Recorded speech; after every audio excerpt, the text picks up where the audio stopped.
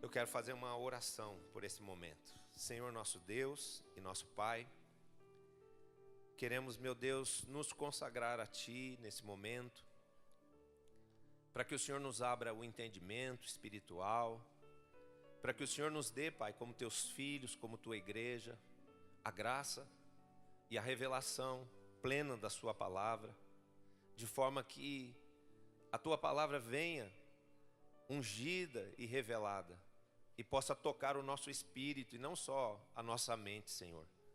Queremos ser vivificados por Ti, queremos ser santificados pelo Senhor, para que através das nossas vidas, Pai, a Tua vontade se cumpra nesse mundo. Vem trazer ao nosso espírito a palavra que vivifica, que conforta, que consola, que exorta, que produz arrependimento e que produz a edificação prometida pela Tua própria palavra. O Senhor disse, Senhor Jesus, eu edificarei a minha igreja e as portas do Hades não prevalecerão contra elas. Que nós sejamos essa igreja santa e forte, que vai sim saquear o inferno, prevalecendo contra as suas portas e retirando de lá todo o despojo conquistado por Jesus na cruz do Calvário. Que Tu tenhas neste lugar toda liberdade, Espírito Santo, e que Tu possas não só falar conosco, mas nos tocar, derramando sobre nós a Tua vida, a Tua salvação, o Teu poder, em nome de Jesus. Amém. Diz assim, 1 Coríntios 15, de 1 a 19. Irmãos, venho lembrar-vos o evangelho que vos anunciei, o qual recebestes e no qual ainda perseverais, porque por ele também sois salvos, se retiverdes a palavra tal como vô-la preguei, a menos que tenhais crido em vão. Antes de tudo, vos entreguei o que também recebi, que Cristo morreu pelos nossos pecados, segundo as Escrituras, e que foi sepultado, e ressuscitou ao terceiro dia, segundo as Escrituras. E apareceu a Cefas, e depois aos 12. Depois foi visto por mais de 500 irmãos, de uma só vez, dos quais a maioria sobrevive até agora, porém alguns já dormem. Depois foi visto por Tiago, mais tarde por todos os apóstolos. E afinal, depois de todos, foi visto também por mim, como por um nascido fora de tempo. Porque eu sou o menor dos apóstolos, que mesmo não sou digno de ser chamado apóstolo, pois persegui a igreja de Deus. Mas pela graça de Deus, sou o que sou, e a sua graça, que me foi concedida, não se tornou vã. Antes trabalhei muito, mais do que todos eles. Todavia, não eu, mas a graça de Deus comigo. Portanto, seja eu ou sejam eles, assim pregamos e assim crestes. Ora, se é corrente pregar-se que Cristo ressuscitou de entre os mortos, como, pois, afirmam alguns dentre vós que não há ressurreição de mortos? E se não há ressurreição de mortos, então Cristo não ressuscitou. E se Cristo não ressuscitou, é vã a nossa pregação e vã a vossa fé. E se somos tidos por falsas testemunhas de Deus, porque temos asseverado contra Deus que Ele ressuscitou a Cristo, ao qual Ele não ressuscitou, se é certo que os mortos não ressuscitam. Porque se os mortos não ressuscitam, também Cristo não ressuscitou. E se Cristo não ressuscitou, é vã a vossa fé e ainda permaneceis nos vossos pecados. E ainda mais, os que dormiram em Cristo pereceram. Se a nossa esperança em Cristo se limita apenas a esta vida, somos os mais infelizes de todos os homens. Forte esse texto, né? Pois é, Deus tem para nós hoje uma palavra que fala exatamente isso, sobre a ressurreição de Cristo, que é o antes e o depois da história, ok? Hoje nós vamos falar sobre a ressurreição que é também o ponto de convergência da nossa fé. O ponto de convergência da fé não é a morte de Cristo, e sim a sua ressurreição.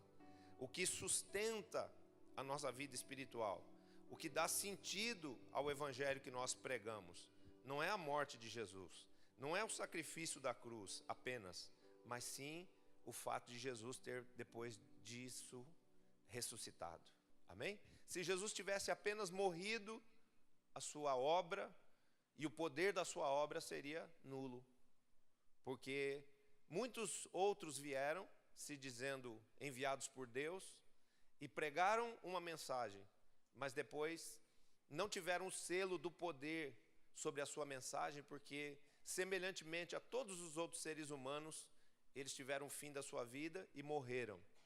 Jesus veio, pregou a sua mensagem, direcionou a sua obra, mas teve o respaldo de Deus quando foi glorificado, não só através de morrer na cruz para que nós fôssemos perdoados dos pecados, mas também ele foi, depois de morto, ressurreto pelo poder do Espírito Santo.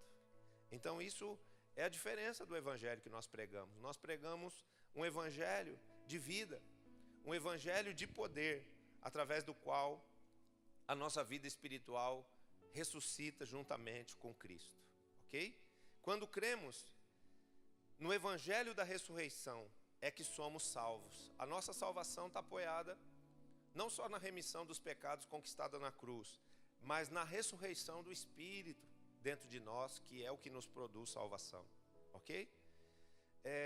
Romanos 10, 9 diz assim: se em teu coração creres que Deus ressuscitou a Cristo dentre os mortos, e com a tua boca o confessares como Senhor, serás salvo. Então o que produz a salvação é a fé de que Cristo ressuscitou. Amém? Não é a fé de que ele morreu. Muitas pessoas que estão lá no mundo, ímpias, elas acreditam que Cristo veio ao mundo, que Cristo viveu e que Cristo morreu. Mas nós, pelo poder do Espírito de Deus, nós sabemos dentro de nós temos uma convicção interior de que Cristo, por ser o Filho de Deus, não apenas morreu, mas ele também ressuscitou. Ok? Muitos cristãos têm esse conhecimento teórico de Cristo, mas não têm a experiência da prática do novo nascimento. A experiência prática do novo nascimento, pois a sua visão está focada na morte de Cristo. Por exemplo, eu, enquanto era católico, eu tinha a visão de um Cristo morto. Porque é isso que Roma quer fixar. Roma ou prende as pessoas na figura da manjedoura, do Jesus menino, do Jesus indefeso, do Jesus pobrezinho, do Jesus que estava ali sendo lambido por vaquinha e assoprado por burrinho, né? Para que não passasse frio. Ou a Igreja Católica nos prende na figura do Cristo morto.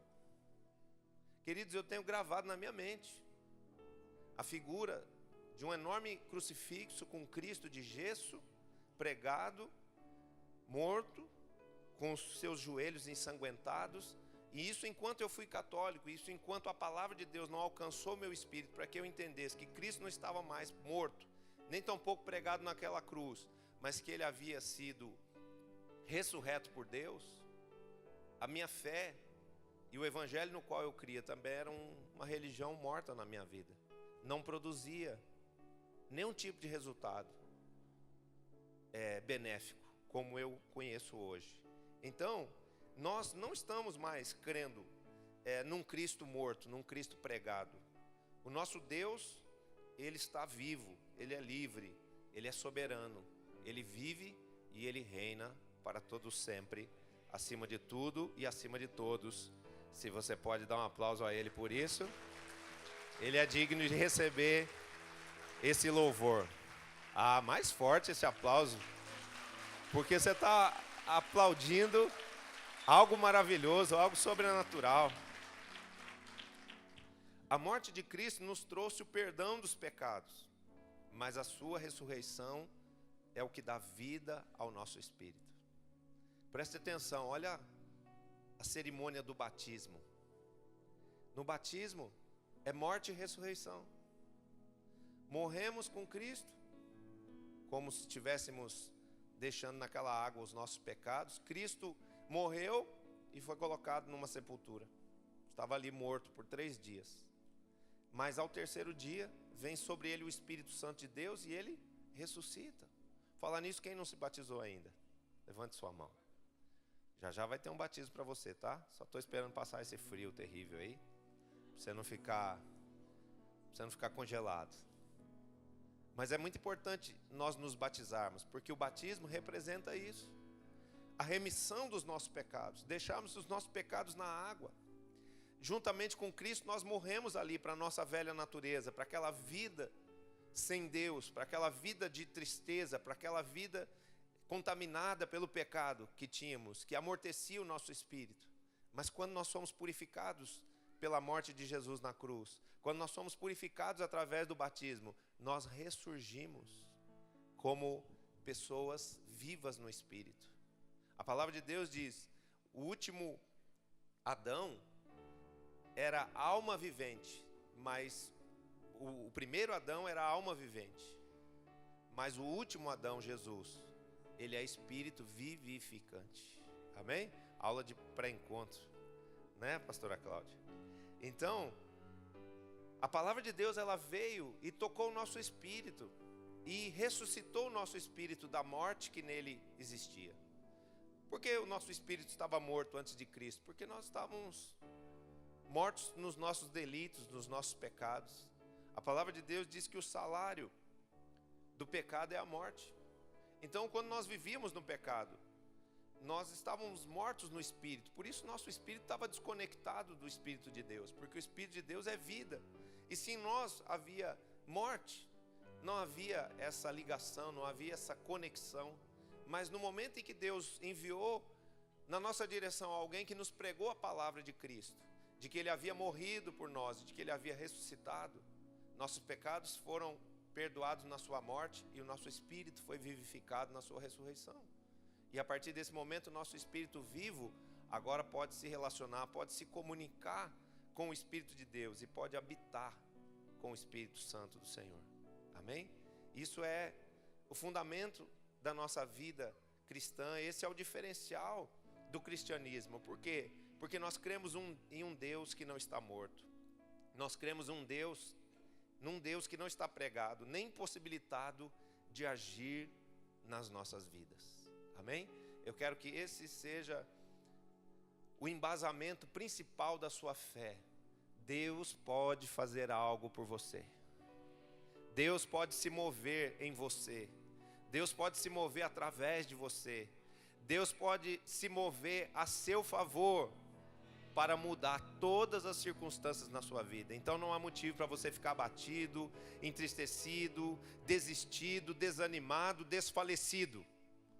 Não fique desfalecido, porque o seu Deus já ressuscitou. Ele vive, Ele reina, e Ele, por te amar, vai mover céus e terra para te abençoar. Amém?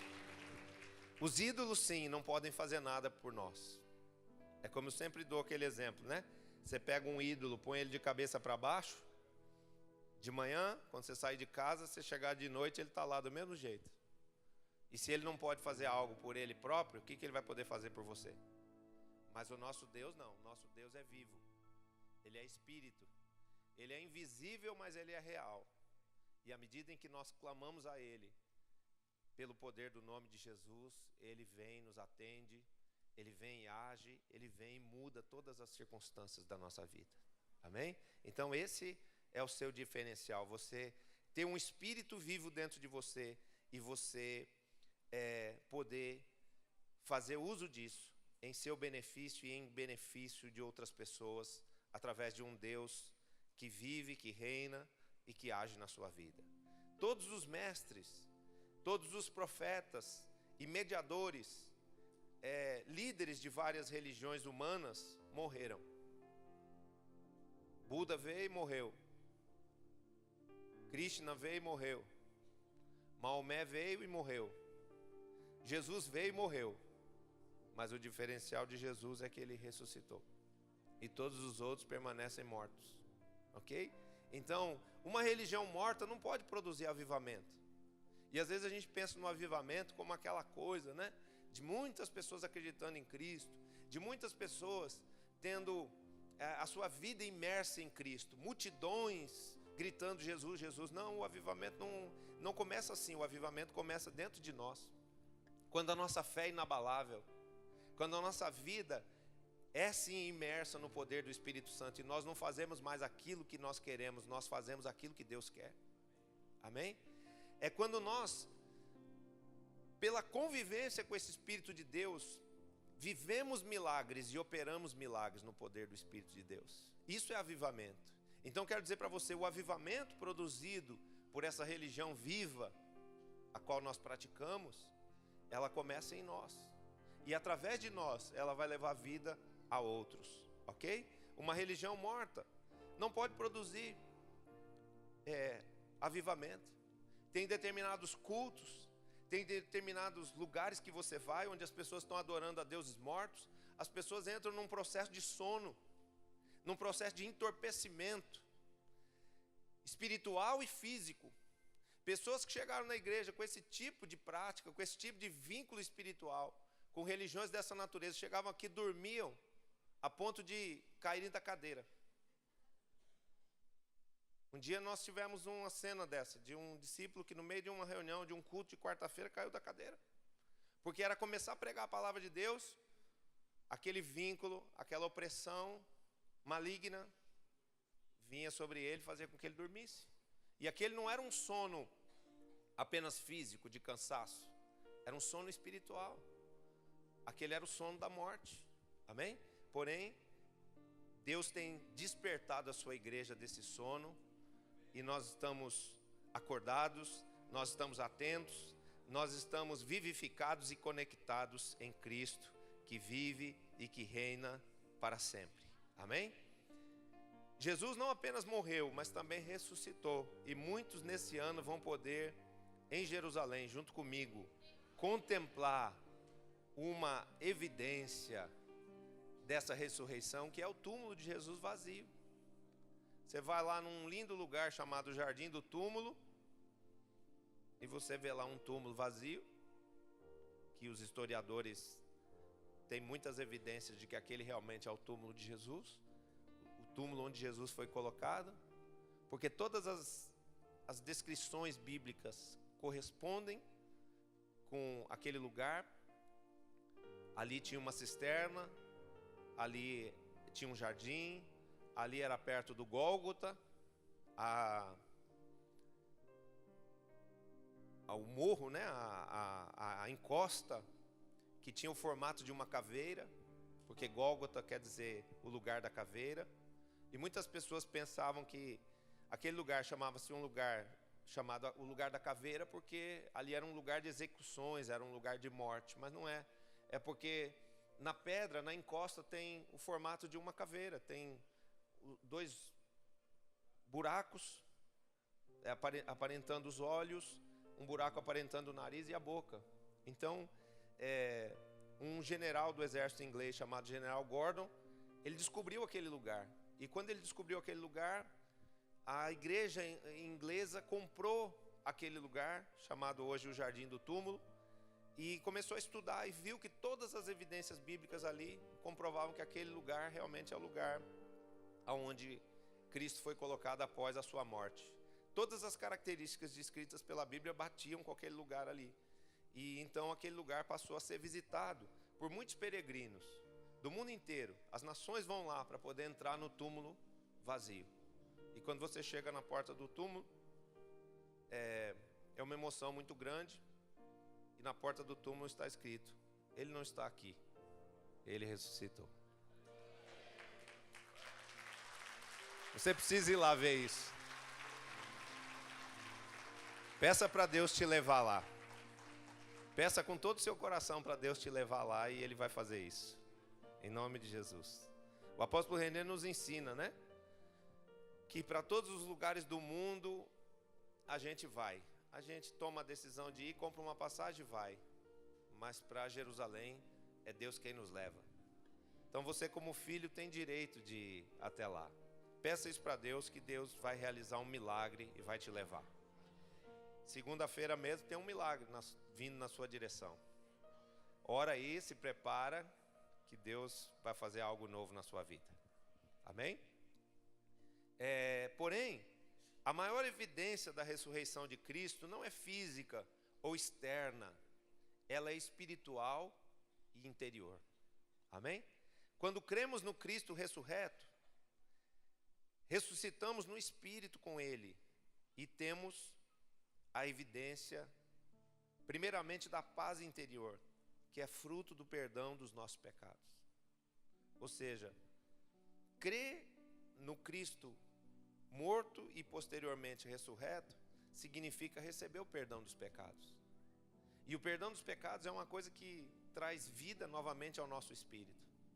Se o salário do pecado era a morte, aquilo que representa o perdão dos pecados na cruz do Calvário produziu em nós vida. Então, quando alguém recebe Jesus como Senhor da sua vida, quando alguém crê nesse Cristo vivo,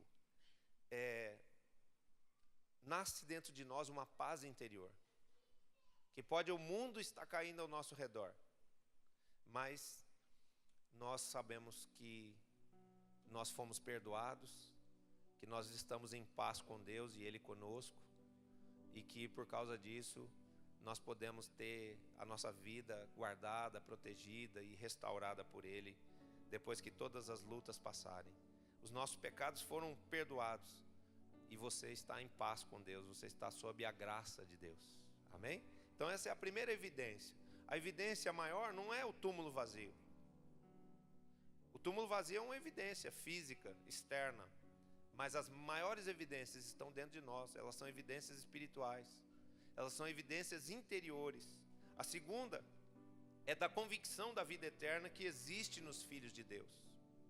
Um cristão de verdade, ele não tem medo de morrer. Por que o apóstolo Paulo dizia: para mim o viver é Cristo e o morrer é lucro? Porque ele sabia que a hora que ele morresse fisicamente aqui nesse mundo, só a carne dele ia morrer, o espírito dele não, ia para Deus, ia descansar de toda a aflição, de toda a angústia e sofrimento dessa vida. Amém? Então, para ele, o viver era Cristo. Enquanto ele estivesse vivo, ele seria de Cristo, ele estaria pregando a Cristo, ele estaria servindo ao Senhor. Mas no momento em que ele partisse dessa vida, porque todos um dia vão ter essa experiência, vão passar desta vida aqui para a próxima, havia dentro de Paulo essa convicção de que ele entraria num lucro, de que ele receberia o quê? Um prêmio, de que ele estaria entrando na posse de uma recompensa. Amém? Então, nós temos que ter essa convicção inabalável de que temos vida no Espírito. E a vida que temos não só é uma vida abundante, mas é uma vida eterna. Amém? A nossa fé, a nossa vida cristã, ela tem isso como a essência. Isso daí é a estrutura de todo o resto. Porque muitas vezes as pessoas ficam vivendo um evangelho só de benefícios terrenos, só de conquistas terrenas. O evangelho é muito mais do que isso. Grandes bênçãos que Deus já nos deu não estão condicionados a estarmos com a nossa conta cheia de dinheiro, ou se estamos com o nosso lar já restaurado ou não. Não, essas coisas são promessas de Deus, são bênçãos que Deus pode nos dar, mas os maiores benefícios Ele já nos deu, que é o perdão dos nossos pecados. Você estava condenado, você estava caminhando na direção da morte e do inferno, agora você está perdoado e salvo. Amém? O Espírito de Deus habita em você e você tem paz com Deus. Você pode dar um aplauso ao Senhor por isso?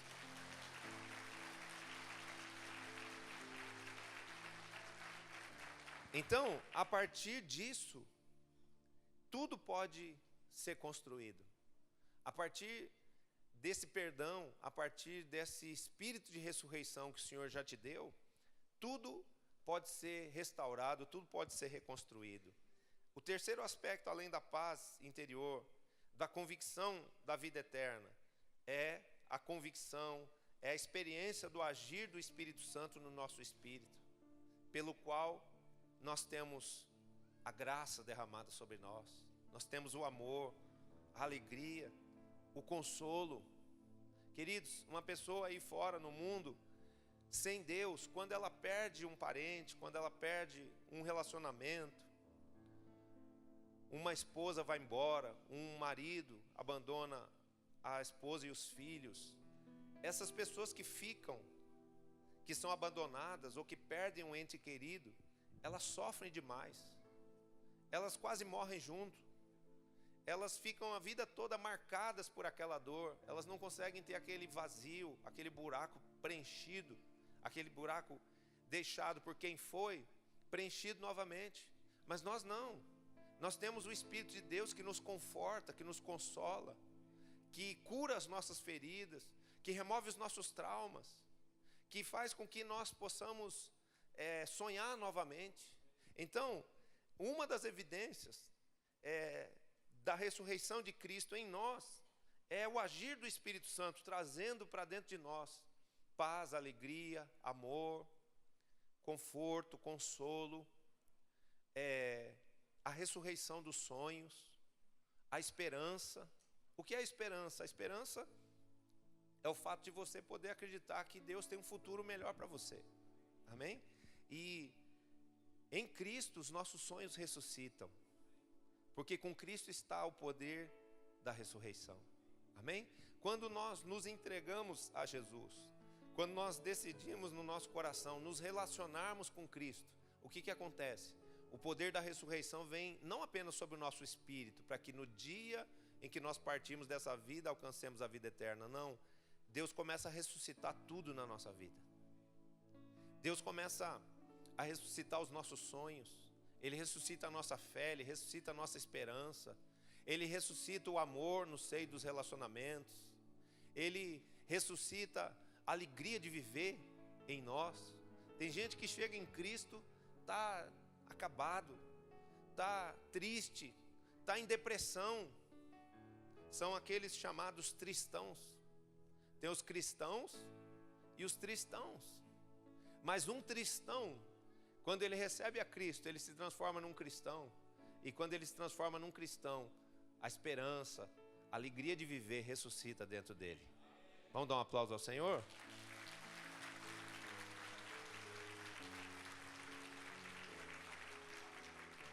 Então, você não pode permitir que os seus sonhos morram. Não desista dos seus sonhos. Não desista das coisas que você deseja, das coisas que você ama. Lute, porque se aquilo que você perdeu, se aquilo que aparentemente está morto, realmente fizer parte do propósito e do projeto de Deus na sua vida, aquela coisa, aquela pessoa, aquele relacionamento, aquele bem espiritual ou material que você está pedindo vai ressuscitar, vai voltar para você. Amém? É nosso direito isso. Temos acesso à ressurreição de todas as coisas na nossa vida. E eu quero profetizar que não haverá área na sua vida que foi assolada, que foi destruída ou morta, que não será alcançada pelo poder da vida e da ressurreição de Cristo Jesus. Só quem recebe, diga amém, diga graças a Deus e dê um aplauso ao Senhor Jesus.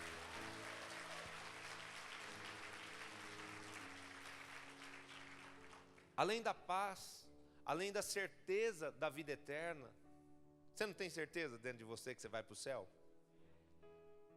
Eu tenho certeza que eu vou para o céu. Eu tenho certeza que o céu existe. E tenho certeza que o inferno existe também. Por isso que eu nado. Por isso que eu corro para Jesus e eu corro para Ele, por Ele, né? Porque eu acredito no céu e acredito também no inferno. Então eu tenho temor, né? E o temor é uma coisa importante nas nossas vidas.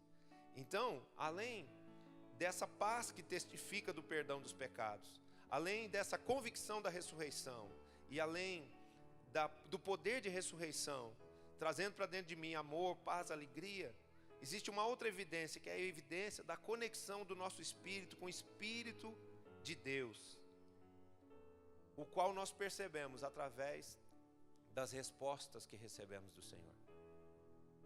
Você abre a Bíblia fala com você. Eu me lembro, queridos, claramente, que eu tentava ler a Bíblia antes de aceitar Jesus. E eu não entendia nada. Eu falava, não tem graça isso aqui, porque isso aqui é um livro que fala de coisas tão antigas, históricas, né? Só serve para efeitos de conhecimento. Mas a Bíblia antes de Jesus na minha vida não me aproximava de Deus. Era um livro como qualquer outro. Mas a partir do momento em que eu criei no Cristo vivo, Ele deu vida ao meu espírito. E o Espírito de Deus passou a se relacionar com o meu espírito e traduzir para mim essa linguagem espiritual. Por isso que todos os domingos, quando as pessoas vêm aqui na frente, eu digo para elas, um dos benefícios que vocês vão ter, além de poder orar e pedir coisas a Deus, vendo a resposta, é vocês também entenderem a palavra de Deus. Por quê? Porque agora o Espírito Santo, nessa conexão com o nosso espírito que está vivo, ele nos traz as respostas de Deus. Ele permite que as nossas orações sejam ouvidas. Querido, não tem oração que você faça que Deus não responda. O problema é que às vezes a gente fica um pouquinho ansioso e já declara, Deus não está me ouvindo. Não, Ele já te ouviu, Ele já tomou nota no cadernão dele. E no tempo certo Ele vai responder. É que a gente vive numa sociedade imediatista, ansiosa, e quer tudo agora, amanhã. E tem coisas que Deus responde realmente. Amanhã. Para já. Mas tem outras que demoram 1 ano, 5 anos, 10 anos. Se Deus tivesse respondido a oração que eu cheguei na igreja fazendo, de que o meu relacionamento, meu casamento fosse restaurado, talvez eu não estivesse na presença de Deus. Mas Ele esperou 5 anos para me responder aquela oração, porque nesses 5 anos Ele tinha um propósito, que era me forjar, que era fazer com que eu me debruçasse sobre a Bíblia e fizesse com o mestre Ruach Kadosh, com o mestre Espírito Santo, uma verdadeira faculdade de teologia. Eu não sou teólogo formado pela faculdade dos homens, mas eu sou teólogo formado pela faculdade do Espírito Santo. Fiquei 5 anos, queridos, chorando em cima da Bíblia, e lendo a Bíblia, e comendo a palavra, e recebendo de Deus, não só sabedoria e conhecimento, mas revelação, que é mais importante. O apóstolo René já disse isso, ele falou assim, apóstolo Fábio, você é um pastor leigo. Você é um apóstolo leigo. Você não estudou teologia, mas você tem um nível de revelação que poucos teólogos que eu conheço têm. Por que isso? Porque essa é uma unção de Deus. Essa é a diferença que o Cristo vivo faz dentro de nós. Então eu quero que você saiba que Deus vai te capacitar para todo o entendimento, para todo o conhecimento, sabedoria e memória espiritual. Quem recebe? Dá um aplauso a Jesus.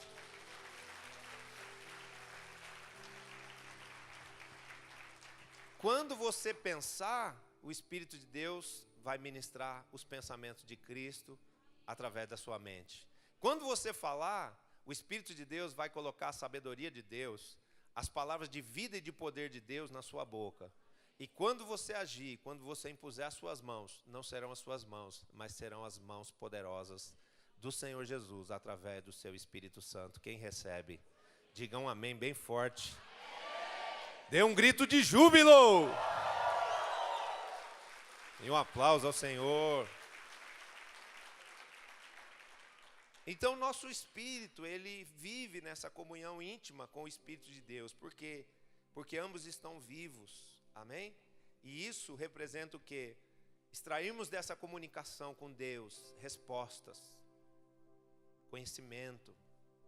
Você pode, porque o seu espírito está vivo, ouvir a voz de Deus. Deus pode falar com você.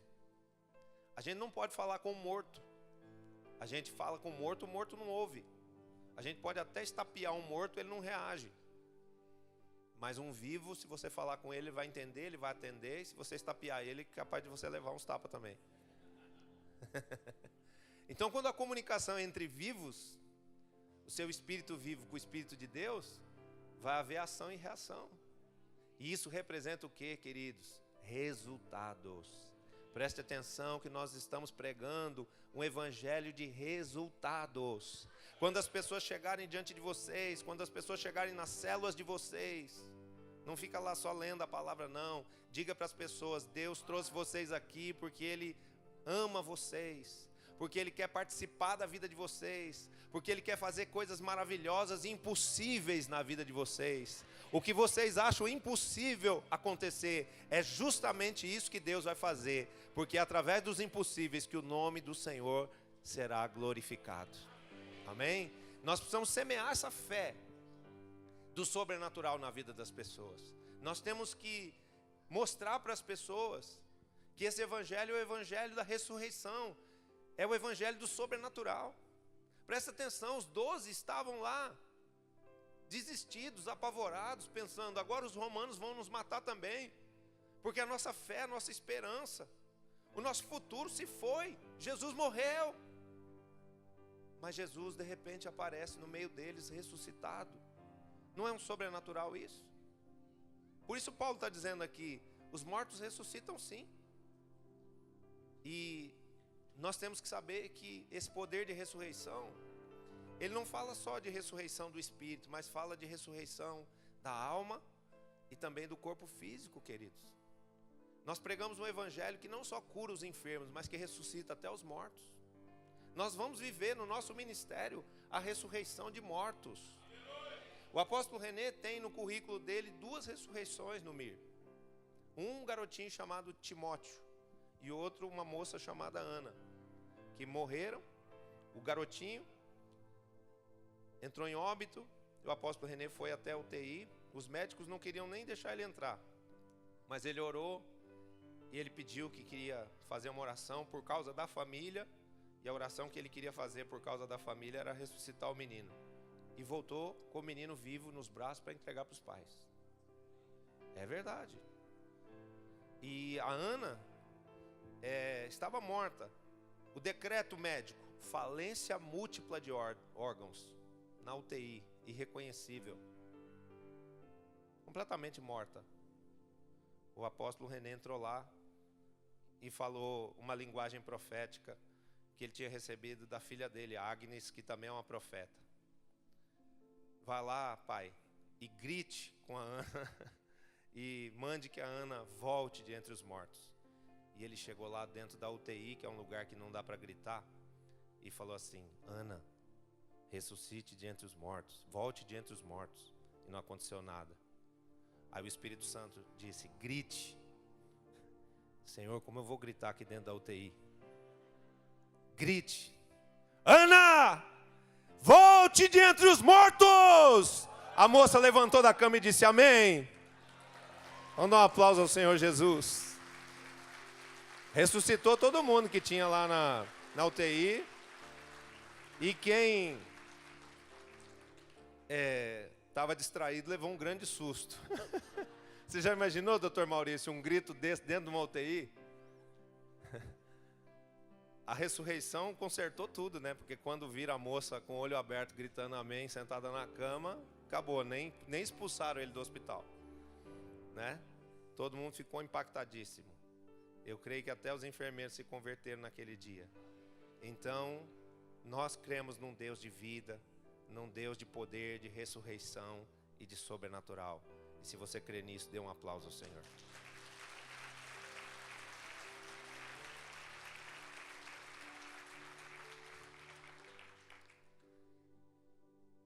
Então, uma das últimas evidências aqui, a conexão do nosso espírito com o Espírito do Senhor, que representa o quê? A resposta das nossas orações, as bênçãos de Deus manifestas de forma prática nas nossas vidas. Isso representa o quê? Mudança de vida e mudança de sorte.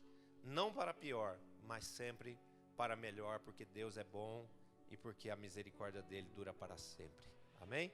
Todas as pessoas que estão aqui creem em Cristo vivo, também pelo fato de que a partir do momento que nós cremos nele, ele começou a melhorar a nossa vida. Ele começou a mudar a nossa sorte. É verdade ou não é? Quem aqui tem uma experiência e pode dar um testemunho de que Cristo melhorou a sua vida? Te trouxe paz, amor, alegria, te curou, te restaurou, tem te abençoado e vai te abençoar muito mais. Amém. Então, o nosso Deus é um Deus que promove resultados. O nosso evangelho é um evangelho de vida e de poder. Amém? Que muda a nossa sorte, que melhora a nossa vida. Nesse texto, a partir do versículo 12, o apóstolo Paulo constrói uma antitese à ressurreição. Ele começa a dizer, se vocês estão dizendo que a ressurreição não existe, então tá bom, eu vou inverter o sentido que eu estou falando, porque eu creio que ela existe, mas eu vou fazer de conta que ela não existe só para poder dialogar com vocês.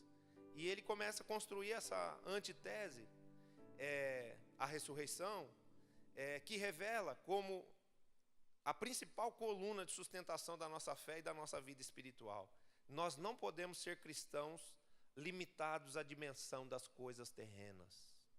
A nossa ligação com Deus tem que ser baseada nessa ressurreição do nosso espírito, nessa vida que nós temos no espírito, nessa conexão que nós temos com o mundo espiritual. Amém? E os propósitos e benefícios do evangelho não podem ser apenas materiais, do tipo saúde para trabalhar. Tem gente que fala isso, né? Se Deus der saúde para trabalhar, tá bom.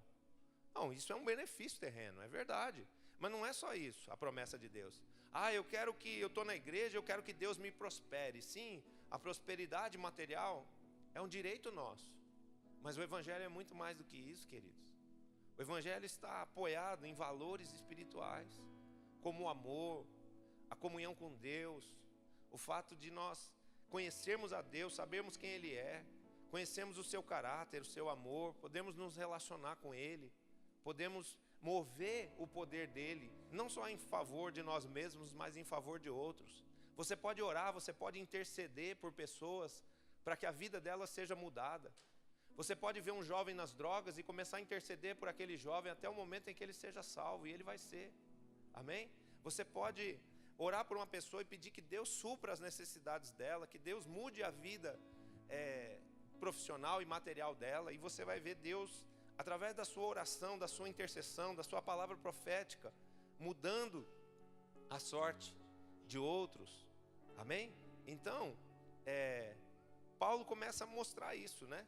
E ele começa a mostrar isso a partir do versículo 12. Quer ver? Eu vou ler cada versículo para mostrar o que Paulo está dizendo aqui, ó.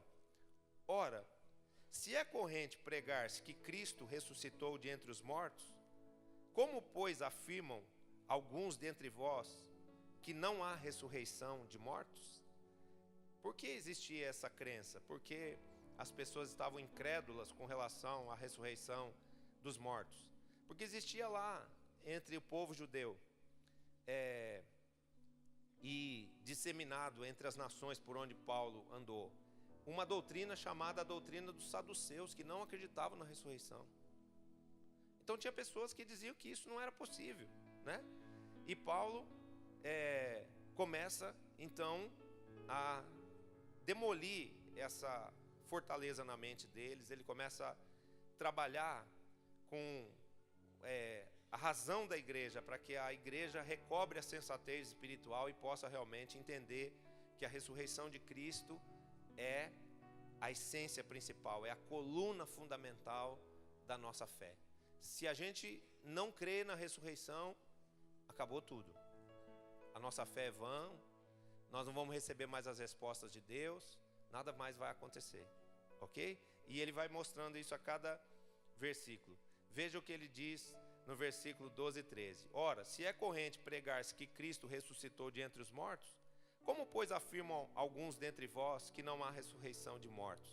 E se não há ressurreição de mortos, então Cristo não ressuscitou. E se Cristo não ressuscitou, é vã a nossa pregação e vã a nossa fé. Se nós não tivermos a ressurreição como o alicerce, como a coluna principal, como a viga mestra dessa construção que é a nossa vida espiritual, então nós vamos pregar o quê? O que nós vamos oferecer para o mundo? Lá no mundo já tem muita desilusão, muita decepção, muita morte. O nosso diferencial, o que de diferente, o que de novo nós podemos oferecer ao mundo é o poder da ressurreição. É a esperança de que a vida das pessoas pode mudar, de que o casamento delas pode ressuscitar, de que a alegria delas pode voltar para dentro delas, amém? De que a comunhão delas com Deus pode trazer para elas algo novo, uma vida nova. Então, Paulo começa a mostrar que se a ressurreição sair de cena, a nossa fé se tornou vã e também a nossa pregação se tornará inútil. No versículo 15 ele diz assim: e se somos tidos por falsas testemunhas de Deus, porque temos asseverado contra Deus que ele ressuscitou a Cristo, ao qual ele não ressuscitou, se é certo que os mortos não ressuscitam. Então o versículo 15 diz assim: se nós não crermos na ressurreição, não tem sentido nós pregarmos isso, porque se nós pregarmos um evangelho de ressurreição sem crer nisso, nós estamos mentindo. Amém? E o evangelho que nós pregamos não é um evangelho de mentira, é um evangelho de verdade. Quando você fizer promessas às pessoas de que Deus vai restaurá-las, de que Deus vai curá-las, de que Deus vai abençoá-las, Deus vai respaldar a sua palavra profética. Deus não só vai colocar a palavra na sua boca, como Ele vai fazer o milagre depois daquilo que você prometeu.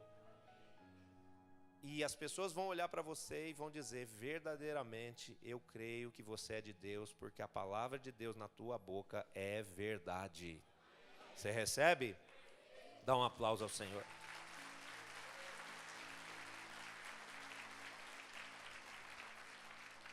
Então nós não vamos mentir diante de Deus, nós vamos pregar a verdade da ressurreição de Cristo e de todas as coisas juntamente com Ele, amém? Versículo 16: porque se os mortos não ressuscitam, Cristo também não ressuscitou. Versículo 17: e se Cristo não ressuscitou, é vã a vossa fé e ainda permaneceis nos vossos pecados. Amém? Presta atenção. Se nós ficarmos incrédulos em relação à ressurreição, nós anulamos o que aconteceu antes da ressurreição, que é a morte de Jesus pelos nossos pecados. E por causa disso, nós não estamos mais perdoados, nós estamos em pecado e nós estamos sem a salvação em Cristo. E agora? Para onde a gente vai? Um dia Jesus falou para Pedro: Pedro, você não quer ir embora? Tem um monte de gente aí escandalizada com as palavras que eu disse. Você e os outros 12 não querem ir embora? E Pedro respondeu: para onde nós iremos, Senhor, se só o Senhor tem palavras de vida eterna? Então não tem, queridos, como essa verdade ser transformada em mentira nas nossas vidas. Isso é o que nos dá vida, isso é o que nos faz crer, isso é o que nos faz tomarmos sentido na nossa vida e termos forças para avançarmos. Essa é a fé que vai nos fazer com que você vença o mundo. O fato de você crer que porque Cristo ressuscitou, você ressuscitou juntamente com Ele e também todas as áreas mortas na sua vida. Amém? E no versículo 18 ele diz assim: e ainda mais, os que dormiram em Cristo pereceram. A gente não fica muito triste quando um familiar nosso morre? Tipo uma mãe? Puxa vida, que saudade da minha mãe, né?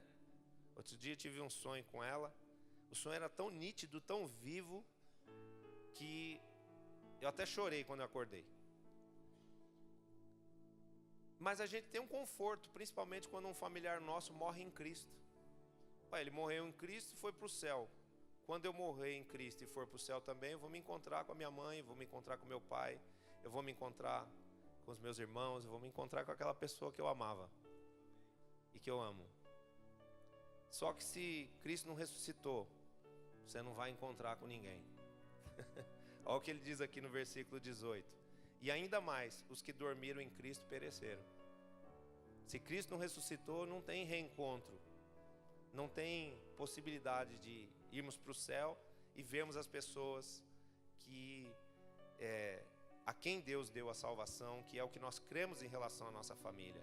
Você vai encontrar com seus familiares, você vai encontrar com pessoas da sua família. Outro dia estavam dizendo assim: a gente vai reconhecer? Vai, talvez a gente esteja diferente, mas nós vamos saber, esse aqui era meu pai, esse aqui era meu irmão, esse aqui era meu amigo. Você vê lá aquela parábola de Lázaro e o rico, e você vê que lá o pai Abraão era o pai Abraão. E ele fala: manda alguém lá avisar os meus irmãos. Então ele conseguia também reconhecer os irmãos dele, que precisavam chegar naquele lugar aonde o pai Abraão estava, não é? Então, eu quero dizer, essa é uma das esperanças que não pode ser roubada do nosso coração, de que nós vamos viver no céu, de que nós vamos viver com Jesus e com todas as pessoas que nessa vida nós amamos, nós conhecemos e nós salvamos. É por isso que você precisa orar bastante pela sua família, para que os que não estão em Cristo possam ser salvos. Amém? E a última coisa que ele diz: se a nossa esperança em Cristo se limita apenas a esta vida, somos os mais infelizes de todos os homens. Se eu não crer na ressurreição, quando acabar essa vida, tudo acabou.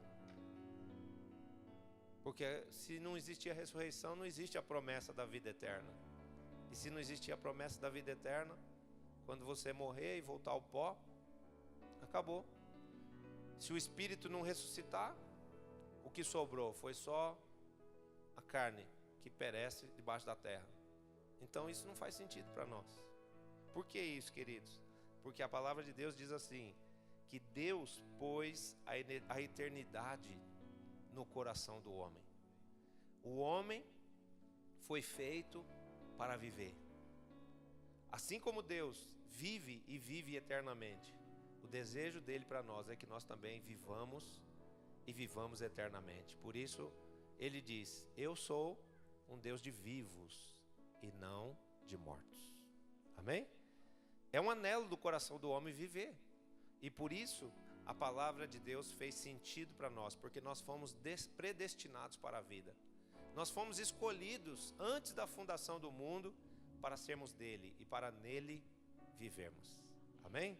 Então que haja vida no seu espírito e vida em abundância, que haja vida sobre você e sobre a sua casa, sobre toda a sua família, e que essa vida seja uma vida eterna. A vida que há em Cristo Jesus. Só quem recebe, dê um aplauso ao Senhor.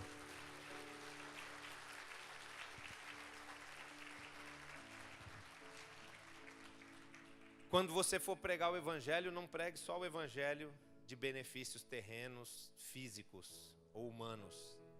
Pregue o evangelho da ressurreição, da vida e do sobrenatural. Amém? Onde o principal benefício é o espírito das pessoas poder viver e se relacionar com Deus.